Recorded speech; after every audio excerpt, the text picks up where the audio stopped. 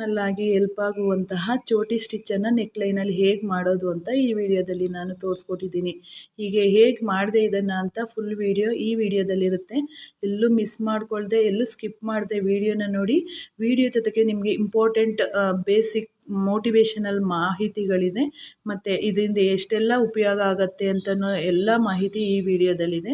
Miss ಮಾಡ್ಕೊಳ್ದೆ ಈ ವಿಡಿಯೋನ ನೋಡಿ. ಹಾಗಿದ್ರೆ ವಿಡಿಯೋ ಶುರು ಮಾಡೋಣ ಅಲ್ಲ friends. Welcome back to R V tailoring and R V embroidery. ಇವತ್ತಿನ ವಿಡಿಯೋದಲ್ಲಿ ನಾನು ಚೋಟಿ ಸ್ಟಿಚ್ಚನ್ನು ನೆಕ್ಲೈನ್ಗೆ ಹೇಗೆ ಅಪ್ಲೈ ಮಾಡೋದು ಅಂತ ಈ ವಿಡಿಯೋದಲ್ಲಿ ತೋರಿಸ್ಕೊಡ್ತಿದ್ದೀನಿ. ಈ ವಿಡಿಯೋ ಮಿಸ್ ಮಾಡ್ಕೊಂಡ್ರಿ ಅಂದರೆ ನಿಮಗೆ ತುಂಬಾ ಲಾಸ್. ಯಾಕೆ ಅಂತಂದರೆ ಚೋಟಿ ಸ್ಟಿಚ್ ಮಾಡೋದು ಗೊತ್ತು ನಿಮಗೆ, ಆದರೆ ನೀವು ಟ್ರೈ ಮಾಡಿದರೆ ಗೊತ್ತಿರುತ್ತೆ. ಇಲ್ಲ ಅಂತಂದರೆ ನೆಕ್ಲೈನ್ಗೆ ಹೇಗೆ ಅಪ್ಲೈ ಮಾಡ್ಕೊಳ್ಳೋದು ಅನ್ನೋದು ಗೊತ್ತಿರೋದಿಲ್ಲ. ಈಗ ನೋಡಿ, ಇದನ್ನು ಈ ರೀತಿ ನಾನು ಬರ್ಕೊಂಡೆ, ಕಾಣಿಸ್ತಿದೆಯಾ? ಯು ಶೇಪಲ್ಲಿ ನಾನು ಬರ್ಕೊಂಡಿದ್ದೀನಿ. ಈ ಯು ಶೇಪಲ್ಲಿ ನಾವು ಚೋಟಿ ಸ್ಟಿಚ್ಚನ್ನು ಹೇಗೆ ಹಾಕ್ಕೊಳ್ಳೋದು ಅಂತ ಈಗ ಈ ವಿಡಿಯೋದಲ್ಲಿ ನೋಡ್ತೀರಾ. ಹಾಗಿದ್ರೆ ಬನ್ನಿ ಈಗ ಶುರು ಮಾಡೋಣ. ಈಗ ನೋಡಿ ಶುರು ಮಾಡ್ತೀನಿ. ನಾನು ಆ್ಯಸ್ ಇಟ್ ಈಸ್ 2 ಎಳೆ ದಾರನ ತಗೊಂಡಿದ್ದೀನಿ. 14 ನಂಬರ್ ನೀಡಲನ್ನು ತಗೊಂಡಿದ್ದೀನಿ. ಇದೆಲ್ಲ ನಿಮಗೆ ಗೊತ್ತೇ ಇದೆ. ಯಾಕೆ ಅಂದರೆ ನಾನು ಈಗಾಗಲೇ ನಿಮಗೆ ಸುಮಾರು ಸತಿ ಹೇಳಿದ್ದೀನಿ. ಹಾಗಾಗಿ ಈಗ ನೋಡಿ, ಇದನ್ನು ಲಾಕ್ ಮಾಡ್ಕೋಬೇಕು. ಲಾಕ್ ಮಾಡ್ಕೊಂಡಿದ್ದಾದ ನಂತರ ಉದ್ದವಾಗಿ ಒಂದು ಚೈನನ್ನು ಹಾಕ್ಕೋಬೇಕು. ಚೈನನ್ನು ಹಾಕ್ಕೊಂಡು ನೋಡಿ ಇಲ್ಲಿ ಲಾಕ್ ಮಾಡ್ಕೊಳ್ಳೋಣ. ಮಾಡ್ಕೊಂಡಿದ್ದಾದ ನಂತರ ಪುನಃ ಆ ಕಡೆ ಒಂದು ಚೈನ್ ಲಾಕ್ ಮಾಡ್ಕೋಬೇಕು. ಲಾಕ್ ಮಾಡ್ಕೊಂಡಿದ್ದಾದ ನಂತರ ಈ ಕಡೆ ಒಂದು ಚೈನ್ ಎಳ್ಕೋಬೇಕು. ಪುನಃ ಲಾಕ್ ಮಾಡಿ ಪುನಃ ಇದನ್ನು ಈ ರೀತಿ ಎಳ್ಕೋಬೇಕು. ಕಾಣಿಸ್ತಿದೆಯಾ? ನೋಡಿ, ಈ ರೀತಿ ಎಳ್ಕೋಬೇಕು. ಪುನಃ ವಾಪಸ್ ಬರಬೇಕು. ನೋಡಿ, ಪುನಃ ವಾಪಸ್ ಬಂದು ಪುನಃ ಇದನ್ನು ಲಾಕನ್ನು ಮಾಡ್ಕೋಬೇಕು.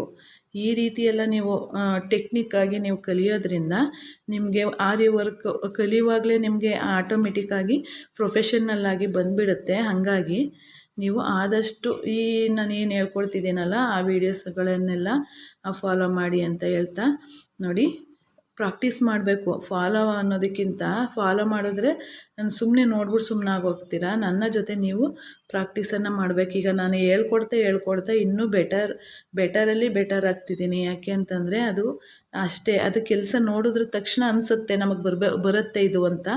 ಆದರೆ ಅದು ಬರೋದಿಲ್ಲ, ಅಷ್ಟು ಸುಲಭ ಅಲ್ಲ ಬರುವಂಥದ್ದು.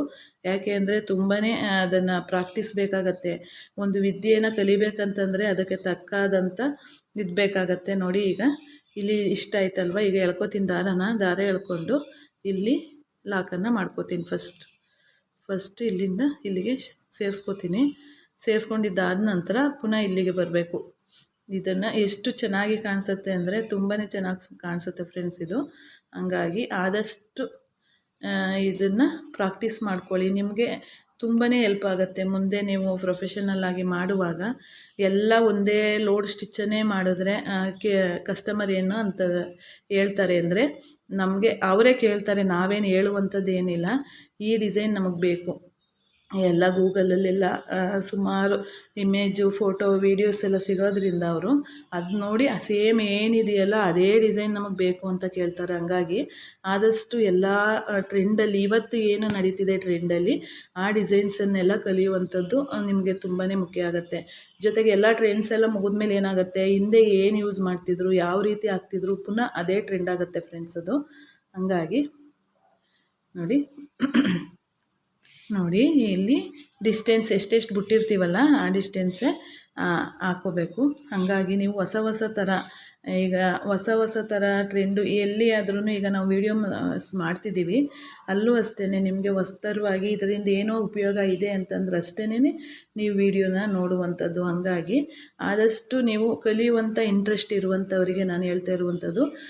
ಯಾಕೆ ಅಂತಂದರೆ ನೀವು ಹೊಸ್ದಾಗಿ ನೀವು ಡಿಸೈನ್ ಎಲ್ಲ ಮಾಡ್ತೀರಾ ಅನ್ನೋದಾದರೆ ಕಸ್ಟಮರು ಹುಡ್ಕೊಂಡು ಬಂದು ನಿಮಗೆ ಬಟ್ಟೆಯನ್ನು ಕೊಡುವಂಥದ್ದು. ಯಾಕೆ ಅಂದರೆ ಅದು ನನಗಾಗಿರುವಂತಹ ಅನುಭವ.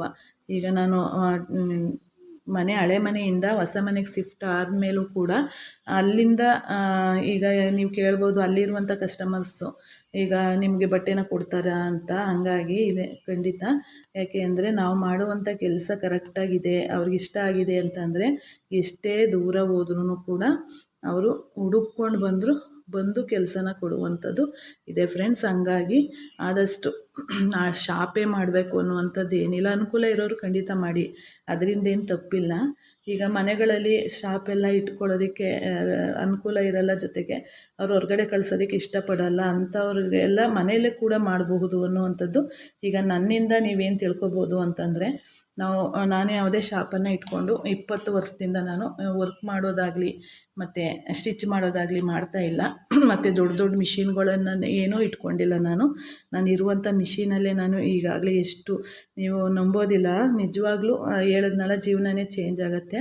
ಅಷ್ಟು ನನ್ನ ಮಿಷಿನು ಆವತ್ತಿಂದ ಇವತ್ತು ಗಂಟನೂ ಅಷ್ಟೇ ಕಂಡೀಷನಲ್ಲಿ ಇದೆ ಕೂಡ. ಹಾಗಾಗಿ ಅದೊಂದು ಉದಾಹರಣೆ ನಿಮಗೆ. ನಾನೇನು ಮಾಡ್ತಿದ್ದೀನಲ್ಲ, ನನ್ನ ಎಕ್ಸ್ಪೀರಿಯೆನ್ಸು, ಅದು ನಿಮಗೆ ಒಂದು ಮೋಟಿವೇಶನ್ ಅಂತಲೇ ಅಂದ್ಕೋಬೇಕು. ಯಾಕೆಂದರೆ ನಾನು ದುಬಾರಿ ಬೆಲೆಯ ಮಿಷಿನ್ಸ್ ಏನು ನಾನು ಇಟ್ಕೊಂಡಿಲ್ಲ. ನಾನು ಇಟ್ಕೊಂಡಿರುವಂಥದ್ದು ಒಂದು ದರ್ಬಿ ಅನ್ನುವಂಥ ಕಂಪನಿಯ ಹಳೇ ಕಂಪನಿಯ ಮಿಷನ್. ಅದು ಆಗಿನಿಂದನೂ ಅಷ್ಟೇ ತುಂಬಾ ಅದು ಕಂಡೀಷನಲ್ಲಿದೆ. ತುಂಬಾ ಕಂಡೀಷನಲ್ಲಿರೋದ್ರಿಂದ ನಾನು ಬ್ಲೌಸ್ಗಳು ಸ್ಟಿಚ್ ಮಾಡೋದಕ್ಕಾದ್ರೂ ನಾನೇನು ರೇಷ್ಮೆ ಸೀರೆ ಬ್ಲೌಸ್ ಅಂತಂದ್ರೂ ಏನು ಭಯ ಇಲ್ಲದಂತೆ ನಾನು ಆ ಮಿಷನಲ್ಲಿ ಸ್ಟಿಚ್ಚನ್ನು ಮಾಡ್ಕೋಬೋದು. ಅಷ್ಟು ಕಂಡೀಷನಲ್ಲಿದೆ. ಮತ್ತು ಸ್ಟಿಚ್ ಆಗ್ಬೋದು, ಹೊಲಿಗೆ ಆಗ್ಬೋದು. ಮತ್ತು ನನಗೆ ತುಂಬಾ ಚೆನ್ನಾಗಿ ಅಡ್ಜಸ್ಟ್ ಆಗಿಬಿಟ್ಟಿದೆ ಮಿಷನ್ ಅದು. ಹಂಗಾಗಿ ನಾನು ಅದರಲ್ಲೇ ಸ್ಟಿಚ್ಚನ್ನು ಮಾಡ್ತಾ ಇರುವಂಥದ್ದು. ತುಂಬಾ ನನಗೆ ಅದರಿಂದ ತುಂಬ ಅಂದರೆ ತುಂಬಾ ಹೆಲ್ಪ್ ಆಗಿದೆ ಫ್ರೆಂಡ್ಸ್. ಅದು ನಾನು ಅದನ್ನು ಸ್ಟಿಚಿಂಗನ್ನು ನಾನು ಬಿಟ್ಬಿಟ್ರೂ ಸುಧಾ ಆ ಮಿಷನನ್ನು ನಾನು ಕೊಡೋದಿಲ್ಲ. ಅಷ್ಟು ಸೆಂಟಿಮೆಂಟ್ ನನಗೆ ಆ ಮಿಷನ್ ಮೇಲೆ.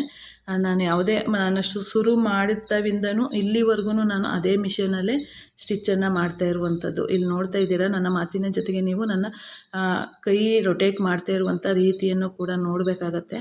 ಯಾಕೆ ಅಂತಂದರೆ, ನಾನಿಲ್ಲಿ ರೌಂಡ್ ನೆಕ್ಗೆ ನಾನು ಚೋಟಿ ಸ್ಟಿಚ್ಚನ್ನು ಹಾಕ್ತಾ ಇರುವಂಥದ್ದು.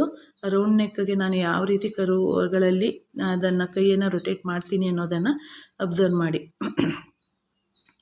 ನೋಡಿ, ಈ ರೀತಿ ತುಂಬಾ ಚೆನ್ನಾಗಿ ನಾವು ಒಂದು ನೆಕ್ಲೈನನ್ನು ಬರ್ಕೊಬಿಡ್ಬೇಕು. ಇಲ್ಲಿ ನಾನು ವೈಟ್ ಮಾರ್ಕರಲ್ಲಿ ಬರೆದಿರೋದ್ರಿಂದ ನಿಮಗೆ ವೈಟ್ ಬಟ್ಟೆ ಕಾಣಿಸ್ತಾ ಇಲ್ಲ. ಅದು ನಾನು ಮಾಡ್ಕೊಂಡು ಹೋಗ್ತಿದ್ದೀನಿ, ನನಗೆ ಅಭ್ಯಾಸ ಇದೆ ನೋಡಿ, ಹಂಗಾಗಿ ಅದು ಬರುತ್ತೆ. ನೀವು ಮಾಡುವಾಗ, ಟ್ರೈ ಮಾಡುವಾಗ ಏನು ಮಾಡಬೇಕು, ನೀವು ಒಂದು ಪೆನ್ನಲ್ಲೋ ಇಲ್ಲ ಕಲರ್ ಮಾರ್ಕ್ ಪೀಸಲ್ಲೋ ನೀವು ಇದನ್ನು ಬರ್ಕೋಬೇಕು. ನೋಡಿ, ಈ ರೀತಿ ಬರ್ಕೋಬೇಕು. ಬರ್ಕೊಂಡಿದ್ದಾದ ನಂತರ ಅದ್ರ ಮೇಲೆ ಆ ನೆಕ್ಲೈನ್ ಮೇಲೇ ನೀವು ಇದನ್ನು ವರ್ಕನ್ನು ಮಾಡ್ಕೊಂಡು ಹೋದರೆ ನಿಮಗೆ ಈಸಿಯಾಗಿ ಬರುತ್ತೆ. ಇಲ್ಲ ಅಂತಂದರೆ ಕೆಳಗಡೆ ಹೋಗ್ಬಿಡೋದು, ಮೇಲ್ಗಡೆ ಹೋಗೋದು, ಇಲ್ಲಾಂದರೆ ಸ್ಟ್ರೈಟಾಗಿ ಬರೋದು, ಆ ರೀತಿ ಆಗಿಬಿಡುತ್ತೆ. ಈ ರೊಟೇಟ್ ಅದಕ್ಕೋಸ್ಕರನೇ ನಾನು ಈಗಾಗಲೇ ಚೋಟಿ ಸ್ಟಿಚ್ಚನ್ನು ತೋರಿಸಿದ್ದೀನಿ ಅಂತ ಇದನ್ನು ಸ್ಕಿಪ್ ಮಾಡ್ಬೋದಿತ್ತು. ಆದರೆ ಚೋಟಿ ಸ್ಟಿಚ್ಚನ್ನು ತೋರಿಸಿರುವಂಥದ್ದು ನಾನು ಸ್ಟ್ರೈಟಾಗಿ ನೋಡಿ, ಸ್ಟ್ರೈಟಾಗಿ ತೋರಿಸಿರುವಂತಹ ಚೋಟಿ ಸ್ಟಿಚ್ಚು ನಾನು. ಆದರೆ ಇಲ್ಲಿ ಬರುವಂಥದ್ದು ಕರುವಾಗಿ ರೌಂಡ್ ಶೇಪ್ ಬರುತ್ತೆ. ಹಂಗಾಗಿ ಆ ಮೆಥಡನ್ನು ನೀವು ಹೇಗೆ ಅಂತ ಕಲಿತೀರಲ್ವ. ಈಗ ನಿಮಗೆ ಗೊತ್ತಿದ್ದರೆ ಅದನ್ನು ಮಾಡ್ತೀರಾ, ಗೊತ್ತಿಲ್ಲ ಅಂತಂದರೆ ಹೇಗೆ ಮಾಡೋದಕ್ಕಾಗತ್ತೆ. ಹಂಗಾಗಿ ನಾನು ಇದನ್ನೇ ತೋರಿಸ್ಕೊಡ್ತಿದ್ದೀನಿ. ಇದನ್ನು ನೋಡಿ, ಈ ಕರುಗಳಲ್ಲಿ ಕರೆಕ್ಟಾಗಿ ಈ ಕರು ಬಂತು ಅಂತಂದರೆ ನಿಮಗೆ ಪರ್ಫೆಕ್ಟಾಗಿರುವಂಥ ಚೋಟಿ ಸ್ಟಿಚ್ ನೆಕ್ಲೈನ್ಗೆ ಸೆಟ್ ಆಗುತ್ತೆ.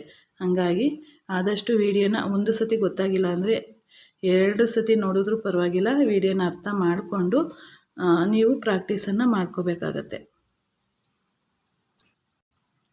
ಈಗ ನೋಡಿ ಎಷ್ಟು ನೀಟಾಗಿ ಬರ್ತಿದೆ ಅಂತ. ಇದನ್ನೇ ನಾನು ನಿಮ್ಗೆ ಹೇಳಿದ್ದು. ಪ್ರಾಕ್ಟೀಸ್ ಮಾಡ್ತಾನೆ ನಿಮಗೆ ಎಲ್ಲ ಕ್ಲಿಯರ್ ಆಗಿಬಿಡತ್ತೆ. ಈಗ ನೋಡಿದ್ರಲ್ಲ, ಕ್ರಾಸ್ ಆಗಿ ಬಂದದ್ದನ್ನು ಈಗ ನಾನು ಕೊನೆಯಲ್ಲಿ ಹೇಗೆ ಬರುತ್ತೆ ಅಂತ ತೋರಿಸ್ತೀನಿ. ಪೂರ್ತಿ ಎಲ್ಲ ತೋರಿಸ್ತಾ ಇದ್ದರೆ ಏನಾಗುತ್ತೆ, ನಿಮಗೆ ಟೈಮು ಜಾಸ್ತಿ ಆಗಿಬಿಡುತ್ತೆ. ನೋಡಿ, ಕರುವಲ್ಲಿ ಮಾತ್ರ ನೋಡ್ಕೊಂಡ್ರೆ ಇನ್ನು ಮಿಕ್ಕದ್ದೆಲ್ಲ ಕರೆಕ್ಟಾಗಿ ಬರುತ್ತೆ. ನಾನು ತೋರಿಸ್ತೀನಿ ಕೊನೆಯಲ್ಲಿ ಹೇಗೆ ಬಂತು ಅಂತೇಳಿ. ಈಗ ನೋಡಿದ್ರಲ್ಲ ಎಷ್ಟು ನೀಟಾಗಿ ಚೋಟಿ ಸ್ಟಿಚ್ ಅನ್ನೋದು ರೌಂಡ್ ಶೇಪಲ್ಲಿ ಬಂದಿದೆ ಅಂತ. ಹಾಗಾಗಿ ಇದೇ ರೀತಿ ವಿಡಿಯೋನ ನೋಡಿ ಪ್ರಾಕ್ಟೀಸನ್ನು ಮಾಡ್ಕೊಳ್ಳಿ. ತುಂಬಾ ಚೆನ್ನಾಗಿ ನಿಮಗೆ ಹೆಲ್ಪ್ ಆಗುತ್ತೆ ಫ್ಯೂಚರಲ್ಲಿ ಅಂತ ಹೇಳ್ತಾ ಮುಂದಿನ ವಿಡಿಯೋದೊಂದಿಗೆ ಸಿಗ್ತೀನಿ. ಅಲ್ಲಿವರೆಗೂ ಧನ್ಯವಾದಗಳು friends. Thank you for watching.